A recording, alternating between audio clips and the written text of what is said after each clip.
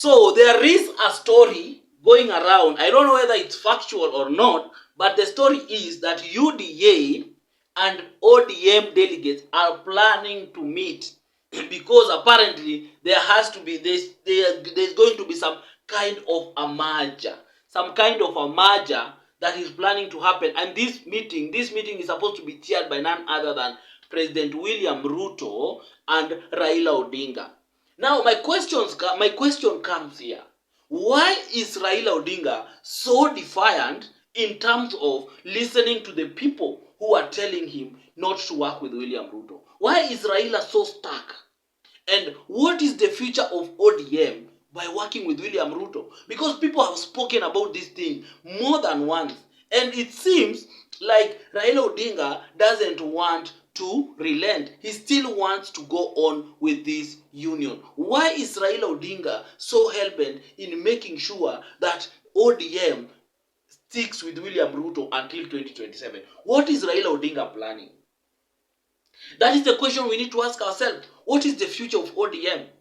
Because if you hear from so many people, especially members of ODM who are out of Nyanza, they are not embracing this handshake. They are not embracing this broad-based thing. This ODM thing, this broad-based thing is only embraced by members of parliament and politicians from Nyanza region. What is it for Raila Odinga in all this agreement? That is what we need to really look at critically. But before I go into the details, if you're coming here for the first time, I'd like you to take a second to subscribe and to hit the notification bell so that anytime I post a video, you will always be the first to watch. So kindly do so, na kama kawaida, I'll be back.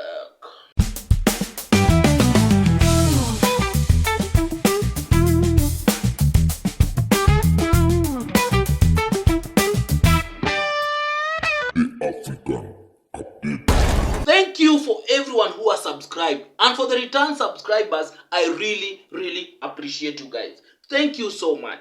Now back to my video. I'm asking a very simple question.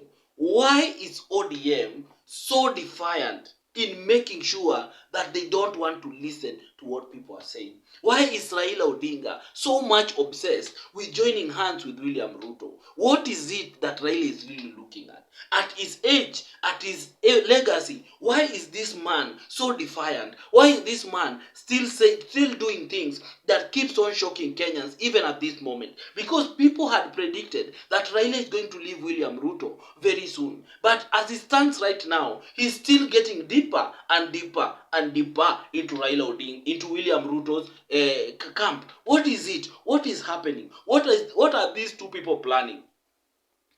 It seems these people have had an agreement that is going to last even past 2027. I think these people have sat down and have come up with an agreement that most of Kenyans still don't know what this agreement is all about. Because it doesn't make sense. Because you cannot be a party leader of something, and many people in your party are saying they are not embracing this thing. Because we can understand why Luo Nyanza members of parliament are supporting you in this broad-based thing. Why? We know because they know very well that without supporting you, they cannot win their seats back. So they have to agree with what you're saying because you are the kingpin of the Luo Nyanza. So they know that they cannot go against you. But why is it? Why is it that you don't want to listen to people from outside your region, outside Luo Nyanza? Why is it? Because as it stands right now, ODM is losing ground each and every single day. ODM is losing ground in its stronghold. Another one region that has completely gone from Raila's hand is the Kisii region. The Kisii region has completely abandoned Raila. And you can see it from even the appointment that Raila has placed in the Kisii region. Someone like Simba Arati now no longer sings ODM praises. He now sings Matiang'i and Matiang'i and Matiang'i and Matiang'i. And nothing. And when he wakes up, it's another Matiang'i. When he goes to sleep, it's just another Matiang'i. So that is the question we need to ask ourselves. That if you are losing the other regions, then what is it for you? Because we can even see in Western Kenya, you are losing ground each and every single day. But you keep on insisting that you will work with William Ruto. Even after saying that you stabilize the country, you could have left. You could have said, okay, I've helped the president to stabilize the country so that the country doesn't go into anarchy, which is a good thing. But Now, since all that is done, why don't you go back and build your and strengthen your party? Because as it stands right now, Raila Odinga is not strengthening ODM. Is only making ODM look like a Luo party, because you can hear even how Luo members of parliament are speaking. You can hear even Luo, these young Luo leaders are speaking. They are making it look like ODM is a Luo affair, that if you cannot fit in it, then walk out. If you cannot do this, then walk out. Then these are the things that are making people realize that this man Raila Odinga, he has no interest in, like, he doesn't want to work with Kenyans, that this is something personal to him. He has got a personal interest in this agreement with William Ruto. Now, we want to look at it logically or practically. Can the union of William Ruto and Raila Odinga win the coming general election? Because we can see clearly that other regions have abandoned Raila Odinga. Other regions have abandoned William Ruto. Can these two communities, can Raila Odinga and William Ruto be able to win the 2027 election? That is what we need to look at. Because let us look at the numbers. Let us look logically at the numbers. How many numbers that William Ruto brings to the table? If you are going to remove the Kalenjin votes, William Ruto doesn't bring any other region on the table. That is the reality. The president only have the Rift Valley region voting block. He doesn't have anything else to bring on the table. And that is why maybe he's working hard to bring Kalonzo on board, so that he can add the Kamba vote to his basket. Now, with Raila Odinga, as he stands right now, if Raila Odinga could have remained with previous support that he had, he could have brought the entire Nyanza region and Western region and Coast region to his voting block and add a bit of Nairobi region. But as it stands right now, Raila has lost part of Western voting block. No, Raila has lost the bigger part of Western block. He has lost part of Nyanza block, and Coast Pia is also facing a lot of challenges at the coast. So these are some of the things that we really need to look critically. These are some of the things that we really need to analyze critically. Why is these numbers that Raila is bringing to the table, are they numbers that are going to help William Ruto? And can they help William Ruto be the president? As it stands right now, I don't see any strong challenger for William Ruto in 2027. So at this, by prediction, as at now, let me not say that in 2027, as at now, if the election were held today, the truth of the matter is William Ruto will still win that election.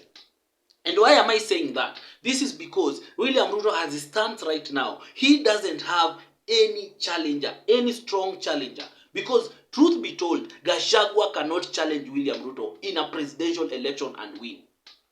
And I'll say it simply because of, number one, Gachagua is no match for William Ruto. Even if he has the Mount Kenya block in its entirety, Gachagua cannot challenge William Ruto and win in an election. Because Mount Kenya block, as much as it is, they come with a lot of votes, they need a backing of about 2 or 3 other communities for them to win in 2027. That is the reality. But that community, the way it stands alone, Gachagua cannot win that against William Ruto in 2027. So as it stands right now, there is no any strong challenger for William Ruto. Another thing is the experience. William Ruto has an experience in politics. He knows how to play its card.